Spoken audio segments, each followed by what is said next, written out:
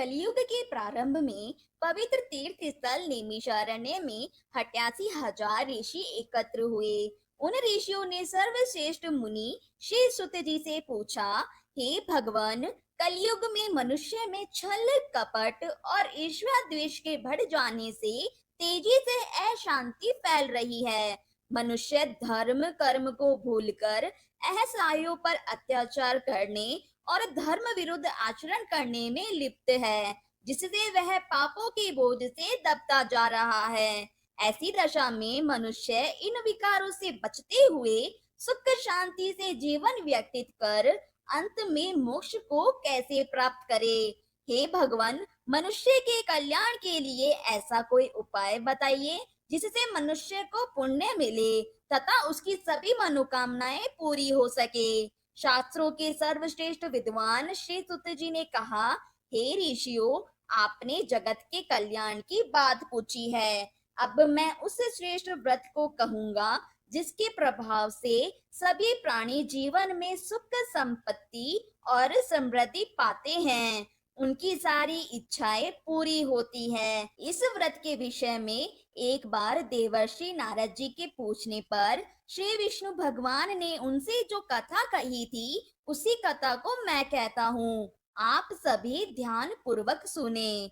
एक बार देवर्षि नारद मानव के कल्याण की इच्छा से विभिन्न लोकों में घूमते हुए पृथ्वी लोक में पहुंचे। उन्होंने वहां घूमते हुए देखा कि कोई पुरुष बोझा ढो रहा है, कोई भीख मांग रहा है, कोई नेत्रहीन ठोकर खाते हुए जा रहा है। लोगों को कर्मों के अनुसार दुखों से पीड़ित देखकर वे सोचने लगे कि इन प्राणियों के दुख कैसे दूर होंगे।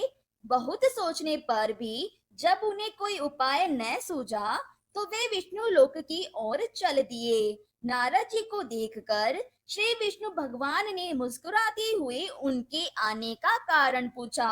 नारद जी ने श्वेत वर्ण और शंख चक्र गदा व पद्म से सुसज्जित 4 भुजाओं वाले श्री विष्णु भगवान से कहा, हे प्रभु, आप सर्वशक्तिमान हैं और सृष्टि का पालन करते हैं। मन और वाणी भी आपके गुणों का वर्णन नहीं कर सकते।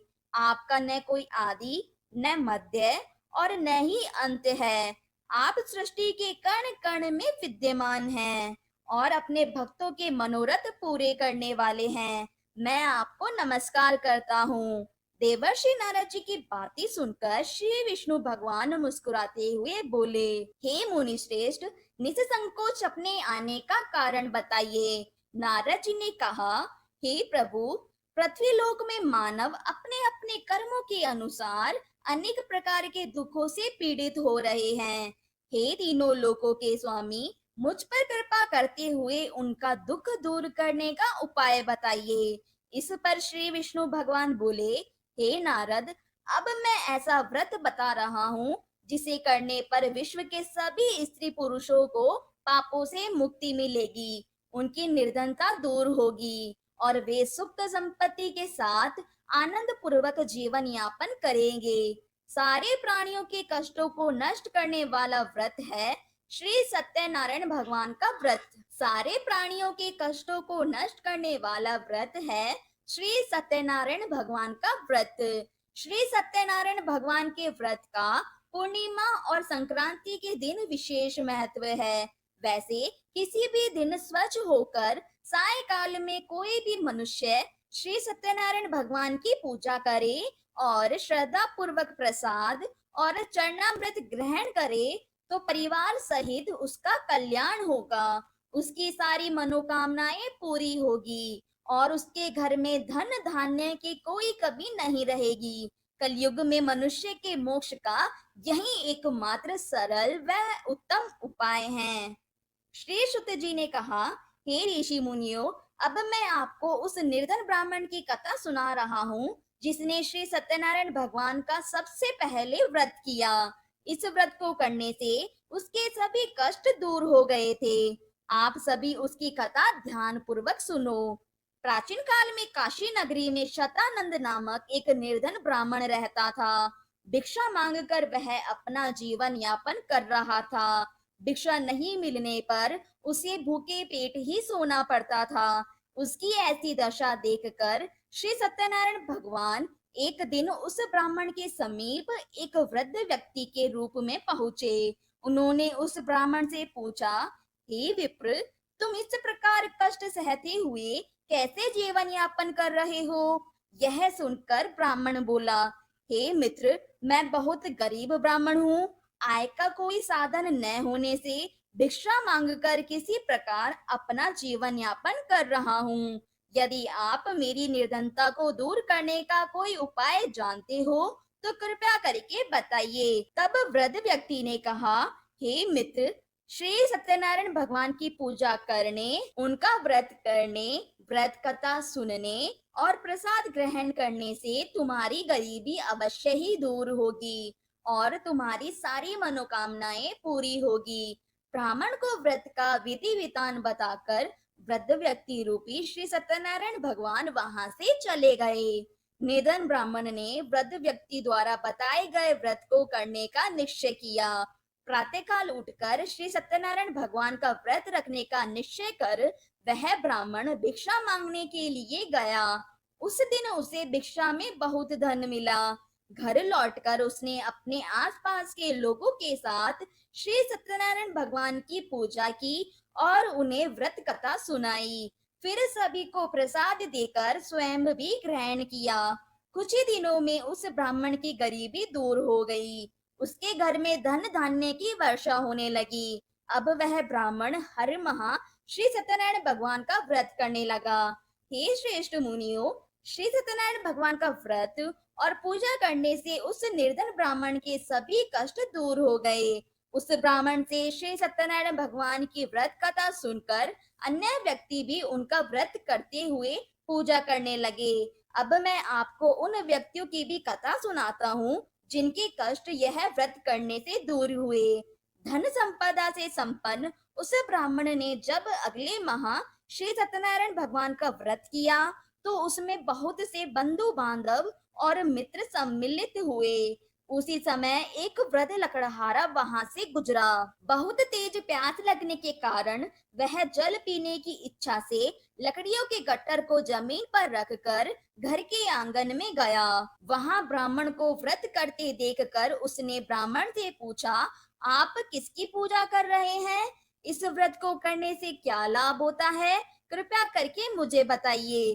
तब ब्राह्मण ने कहा, मैं अपने बंधु बांधवों के साथ श्री सत्यनारायण भगवान का व्रत और पूजन कर रहा हूँ। श्री सत्यनारायण भगवान की कृपा से ही मेरी निर्धनता दूर हुई है और मेरे घर में धन धान्य के भंडार भरे हैं। ब्राह्मण से इस व्रत के विषय में जानकर व्रत लकड़हारा बहुत प्रसन्न हुआ और प्रसाद ग्रहण करके चला गया। चलते हुए लकड़हारे ने सोचा कि आज इन लकड़ियों को बेचने पर जो धन मिलेगा उस धन से मैं भी श्री सत्यनारायण भगवान की पूजा करूंगा। ऐसा विचार करने के कारण उस दिन उसे लकड़ियों के पहले से अधिक रुपए मिले। उसने उन रुपयों से केले की फली, घी, दूध, दही, गेहूं का आटा और शक्कर आदि सामग्री खरीदी। घर लौटकर उसने अपने परिवारजनों के साथ श्री सत्यनारायण भगवान का व्रत और पूजन किया। श्री सत्यनारायण भगवान की पूजा करने और व्रत कथा सुनने के उपरांत प्रसाद बांटकर उसने स्वयं भी प्रसाद ग्रहण किया। इससे लकड़हारे के घर में धन धान्य की वर्षा होने लगी। श्री सत्यनारायण भगवान की पूजा करते हुए लकड़हारा आनंद पूर्वक जीवन बिताकर अंत में बैकुंठ धाम गया। श्री सुत जी ने कहा, हे श्रेष्ठ ऋषि मुनियों, अब मैं आगे की कथा सुनाता हूँ। प्राचीन काल में कनकपुर में उल्कामुख नामक एक बुद्धिमान राजा था। राजा सत्यवादी और जितेंद्रिय था।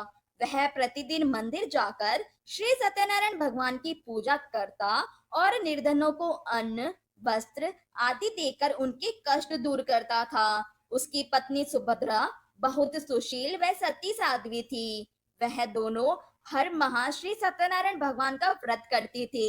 एक बार वे दोनों बहुत से अन्य लोगों के साथ भद्रशिला नदी के किनारे श्री सत्यनारायण भगवान की पूजा कर रहे थे।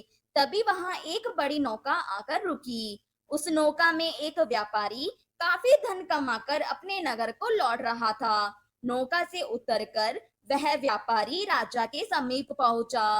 राजा को पूजा करते हुए देखकर उसने पूछा, हे राजन, आप किसकी पूजा कर रहे हैं? इस पूजा से क्या फल मिलता है? राजा ने उस व्यापारी से कहा, मैं अपनी प्रजा के साथ श्री सत्यनारायण भगवान की पूजा कर रहा हूँ। इस पूजन वह व्रत के प्रभाव से मेरे राज्य की सारी प्रजा सुखी रहती है। यह कथन सुनकर व्यापारी ने कहा, हे राजन, मैं भी श्री सत्यनारायण भगवान का व्रत करना चाहता हूँ। कृपया मुझे इसकी विधि बताइए। राजा ने व्यापारी को पूरी विधि बता दी। फिर राजा ने व्रत कथा सुनकर अन्य लोगों के साथ व्यापारी को भी प्रसाद दिया और स्वयं भी ग्रहण किया। वह व्यापारी फिर अपने नगर लौट गया। व्यापारी ने घर पहुंचकर अपनी पत्नी लीलावती से कहा, हमारे कोई संतान नहीं है। यदि श्री सत्यनारायण भगवान की अनुकंपा से हमारी कोई संतान हुई तो मैं उनका व्रत अवश्य करूंगा। व्यापारी के ऐसा निश्चय करने के कुछ समय बाद लीलावती गर्भवती हुई और 10वें माह उसने एक सुंदर लड़की को जन्म दिया। व्यापारी ने पुत्री के जन्म पर बहुत खुशियां मनाई, लेकिन व्रत नहीं किया। लीलावती की याद दिलाने पर वह बोला, अभी मैं व्यापार में व्यस्त हूँ। जब मैं इसका विवाह करूंगा तब श्री सत्यनारायण भगवान का व्रत अवश्य करूंगा। यह सुनकर लीलावती चुप रह गई। व्यापारी की पुत्री कलावती शुक्ल पक्ष के चंद्रमा की भांति तेजी से बढ़ने लगी। शीघ्र ही 16 वर्ष बीत गए। एक दिन व्यापारी ने अपनी बेटी को सहेलियों के साथ उपवन में घूमते हुए देखा तो उसे उसके विवाह की चिंता होने लगी। उसने कलावती के लिए सुयोग्य वर ढूंढने के लिए अपने सेवकों को भेजा। उन सेवकों ने कंचनपुर नगर में अत्यंत सुंदर और गुणवान वणिक पुत्र को देखा। सेवकों ने लौटकर व्यापारी को उस वणिक पुत्र के विषय में बताया। उस व्यापारी ने उस लड़के के साथ कलावती का विवाह धूमधाम से कर दिया। कलावती का विवाह भी हो गया, लेकिन व्यापारी ने फिर भी व्रत नहीं किया। लीलावती ने जब अपने पति को याद दिलाया तो उस व्यापारी ने कहा, लीलावती, अभी तो मैं अपने दामाद के साथ व्यापार को जा रहा हूँ। व्यापार से लौटकर श्री सत्यनारायण भगवान का व्रत व पूजन जरूर करूंगा। यह कहकर व्यापारी कई नौकाओं में सामान भरकर अपने दामाद और सेवकों के साथ व्यापार के लिए चला गया। उस व्यापारी के बार बार व्रत का निश्चय करने और फिर व्रत न करने से श्री सत्यनारायण भगवान क्रोधित हो गए। व्यापारी अपने दामाद के साथ रत्नसारपुर नामक नगर में पहुंचकर व्यापार करने लगा। श्री सत्यनारायण भगवान की माया से कुछ चोर राजा के महल में चोरी करके भाग रहे थे। भागते हुए चोरों ने पीछा करने वाले सैनिकों से बचने के लिए चोरी का माल व्यापारी के नावों में छुपा दिया और आसानी से भाग गए। चोरों का पीछा करते हुए सैनिक व्यापारी की नावों के पास पहुंचे। नावों की तलाशी लेने पर उन्हें राजा का चोरी गया धन मिल गया। तब वे सैनिक उस व्यापारी और उसके दामाद को बांधकर राजा चंद्रकेतु के पास ले गए। राजा ने उन दोनों को कारावास में डाल दिया और उनका सारा धन जब्त कर लिया। श्री सत्यनारायण भगवान के प्रकोप से उधर लीलावती भी कई मुसीबतों में पड़ गई। चोर उसके घर से सारा धन चुरा ले गए। भूख प्यास से व्याकुल कलावती अन्न की चिंता में एक ब्राह्मण के घर गई। वहां श्री सत्यनारायण भगवान की व्रत कथा हो रही थी। कलावती ने भी वहां बैठकर व्रत कथा को सुना और प्रसाद लिया। फिर घर लौटकर उसने अपनी माँ को सारी बात बताई। कलावती से सुनकर लीलावती ने भी श्री सत्यनारायण भगवान का व्रत करने का निश्चय किया। अगले दिन लीलावती ने अपने परिवार के साथ श्री सत्यनारायण भगवान का पूजन किया और फिर सबको प्रसाद बांटकर स्वयं भी ग्रहण किया। लीलावती ने अपने पति और दामाद के शीघ्र घर लौट आने की कामना से यह व्रत किया था। लीलावती के विधि पूर्वक व्रत करने और प्रसाद ग्रहण करने से श्री सत्यनारायण भगवान प्रसन्न हो गए और उसकी मनोकामना पूरी की। उन्होंने राजा चंद्रकेतु को स्वप्न में दर्शन देकर कहा, हे राजन, वह व्यापारी और उसका दामाद बिल्कुल निर्दोष है। सुबह ही उन दोनों को छोड़कर उनका सारा धन लौटा दो, अन्यथा तुम्हारा सारा धन, वैभव, राज्य आदि नष्ट कर दूंगा। इतना कहकर भगवान अंतर्ध्यान हो गए। प्रातः होते ही राजा चंद्रकेतु ने अपने मंत्रियों और राज ज्योतिषी को रात के स्वप्न के बारे में बताया और तुरंत उन दोनों को छोड़ दिया। उनका सारा धन भी लौटा दिया। इस प्रकार श्री सत्यनारायण भगवान की कृपा से वे दोनों अपने नगर की ओर चल दिए। श्री सुत जी बोले, उस व्यापारी ने अपने दामाद के साथ शुभ मुहूर्त में नौकाओं से प्रस्थान किया। लंबी यात्रा के बाद एक नगर के तट पर नौकाओं को रोककर दोनों भोजन करके विश्राम करने लगे। तभी श्री सत्यनारायण भगवान साधु के रूप में वहां पहुंचे। उन्होंने व्यापारी से पूछा, हे वणिक, तेरी नौकाओं में क्या है? मन ही मन यह सोचकर कि साधु अवश्य ही कुछ मांगने की इच्छा से पूछ रहा है, व्यापारी ने झूठ बोल दिया। हे दंडी स्वामी, मेरी नौकाओं में तो बेल और पत्ते भरे हैं। व्यापारी के झूठे वचन सुनकर भगवान ने कहा, हे वैश्य, तुम्हारा वचन सत्य होगा। इतना कहकर दंडी वेशधारी भगवान वहां से चले गए। व्यापारी ने जब अपनी नौकाओं में बेल और पत्ते भरे हुए देखे तो वह मूर्छित होकर गिर पड़ा। कुछ देर बाद जब उसकी मूर्छा दूर हुई तो वह विलाप करने लगा। तब उसके दामाद ने कहा, यह सब उस दंडी साधु के श्राप की वजह से हुआ है, अतः हमें उनकी शरण में जाना चाहिए, वही हमें इस विपत्ति से छुटकारा दिलाएंगे। दामाद के वचन सुनकर वह व्यापारी उस दंडी साधु को खोजने लगा। थोड़ी देर ढूंढने के बाद एक वृक्ष के नीचे दंडी साधु को देखकर उस व्यापारी ने उस साधु के चरणों में गिरकर क्षमा मांगी। दंडी रूपधारी भगवान ने कहा, हे वणिक, तेरे बार बार झूठ बोलने की वजह से ही मैंने तुझे इतना दंड दिया है।